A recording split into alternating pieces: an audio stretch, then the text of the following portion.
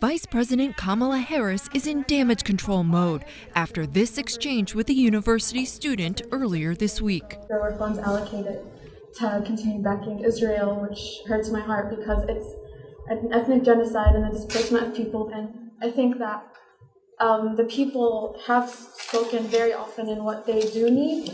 And I feel like there's a lack of listening, and I just feel like I need to bring this up because it affects my life and people I really care about's lives. Harris responding in part, Glad you did, and again, this is about the fact that your voice, your perspective, your experience, your truth should not be suppressed, and it must be heard.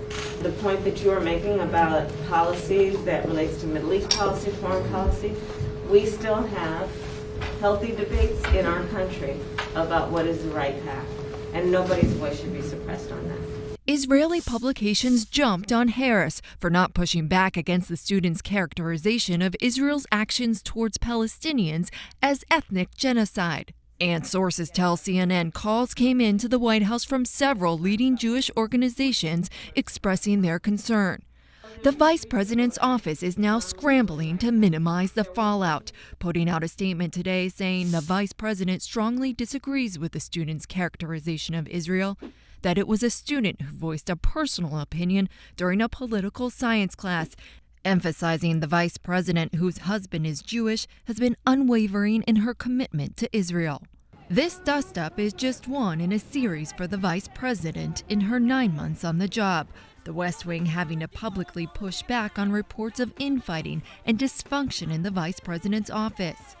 In June, her first foreign trip overshadowed by criticism of her blunt delivery of the Biden administration's message to Guatemalan migrants. I want to be clear to folks in this region who are thinking about making that dangerous trek to the United States-Mexico border. Do not come. Do not come.